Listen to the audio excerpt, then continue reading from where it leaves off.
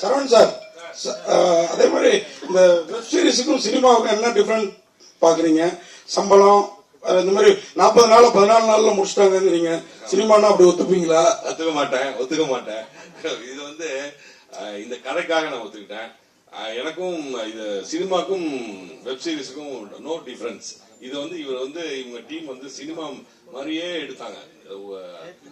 இது web series மாதிரி அவங்க எடுக்கவே இல்லை. அது நான் வந்து ஹானஸ்டா சொல்றேன். எந்த கோர்ட்ல வேணாலும் சத்தியம் பண்ணுவேன்.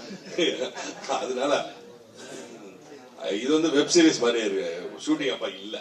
சார், உங்களுக்கு கதை நாயகனா வந்து பெரிய சீன்ல வரும்னு ஆசை இருந்திருக்கும் ரொம்ப நாளுக்கு அப்புறம். இப்ப இங்க சரிங்களா சார்? இப்ப வந்து இதை வந்து வெப் சீரிஸா எடுக்கும் போது உங்களுக்கு என்ன தோணுச்சு? படம் நல்லாவும் இருக்கு, ரொம்ப ஷார்ட்டாவும் இருக்கு. சோ இதை ரிலீஸ் பண்ணலாமே படம் தியேட்டர்ல கூட சொல்லிட்டு உங்களுக்கு யோசனை வந்துச்சா சார்? நான் ஏற்கனவே கேட்டேன். நான் கௌசிக் சார் சொல்ல சார் எப்படியாவது தியேட்டர் கொண்டு வாங்க சார். அதெல்லாம் சான்ஸே இல்லை சார். அவர் ஃபர்ஸ்டே சொல்லிட்டாரு. அதனால எனக்கு அந்த ஆசை இல்ல. நான் கதாநாயகனா நடிக்கணும்னு ஆசை எல்லாம் அப்படிலாம் நான் இல்ல. கதையின் நாயகனா நடிக்கிறது வந்து இது வந்து பை காட் கிரேஸ். எனக்கு வந்து இந்த கதை வந்து எனக்காக வந்தது. இது எனக்காக தைச்சு எடுத்துட்டு வந்த இந்த ஷர்ட் அது மாதிரியே அந்த கதையும் எனக்காக வந்த கதை, என்னை நோக்கி வந்த கதை. நான் தேடி போகல இந்த கதையை நோக்கி. என்னை நோக்கி இந்த சூரிய பிரதாப் எடுத்துட்டு வந்தாரு. பிரபாஸ் சொல்லியிருக்காரு அது வந்து பருத்திவீரன் சித்தப்பா நடிச்சா நல்லா இருக்கும்னு அவர் சொல்லியிருக்காரு. டைரக்டர் ஒத்துக்கிட்டு இருக்காரு. டைரக்டர் வந்து டைரக்டரும் கதாசிரியரும் வந்து என் வீட்டுல வந்து கதை சொன்னாங்க. அதை கேட்டு நான் உடனே ஒத்துக்கிட்டேன். மறுபேச்சே இல்ல. அதை கேட்ட உடனே நான் ஒத்துக்கிட்டேன். ஏன்னா இதுல எனக்கு நடிக்கிறதுக்கு வாய்ப்பு இருக்கு, ஸ்கோப் இருக்குன்னு தெரிஞ்சு போய் ஒத்துக்கிட்டேன் நான். அதனால இது வந்து அவ்வளவு அழகா வந்திருக்கு.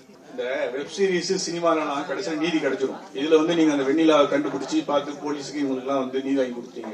நிஜ வாழ்க்கை நிஜ இதுல நிறைய லாக் அவுட் நடக்கு. சாத்தாங்குளம் சம்பவம், தூத்துக்குடி மற்றது, அப்புறம் வந்து திருப்போணம், இது அண்ணாமலை யூனிவர்சிட்டியில கூட நிறைய நடந்தது. பையன் கூட வெளியே வந்துட்டான். அதை பத்தி என்ன நினைக்கீங்க? போலீஸ் சட்ட நீதி எல்லாம் சாதாரண மக்களுக்கு வந்து கரெக்டா கிடைக்கா? நம்ம நாட்டுல என்ன எப்படி தாமதமா கிடைக்கும். எனக்கே இன்னும் 2-3 நீதி கோர்ட்ல என் கேஸே இருக்கு.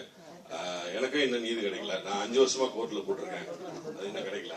இது படத்துக்காக ஓப்பனிங் சீன்ல நீதி இல்ல, லாஸ்ட் சீன்ல நீதி வந்துருச்சுன்றதுதான் கதை. அதனால படத்துக்கும் ரியல் லைஃபுக்கும் நிறைய டிஃபரன்ஸ் இருக்கு. அதுல வந்து கோர்ட்ல வந்து கணக்கில் அடங்காத கேஸ் இருக்குன்றத முதல்ல நம்ம தெரிஞ்சுக்கணும். அது கேஸ் ஃபைல் எங்க வருது, இந்த வாரம் வருமா அடுத்த வாரம் வருமானதே நமக்கு தெரியாது. அதுக்கு ஒரு டேட் வைப்பாங்க. இதை எடுத்து மேல வச்சுக்கிட்டே வரப்பதான் தெரியும் இது இத்தனாம் தேதி வரப்போகுதுன்னு. அப்படி வந்து காலதாமதம் சர்வசாதாரணமா ஏற்படும். அதனால தாமதமா தான் நீதி கிடைக்கும். நீதி மட்டும் மறுக்கப்படவே படாது. கண்டிப்பா நீதி கிடைக்கும். அது கொஞ்சம் தாமதமாகும். சினிமா உலகை ஃப்ரேம் பை ஃப்ரேம் படம் பிடித்து காட்டும் தந்தி சினிமா சேனலை இப்போவே சப்ஸ்கிரைப் பண்ணுங்க.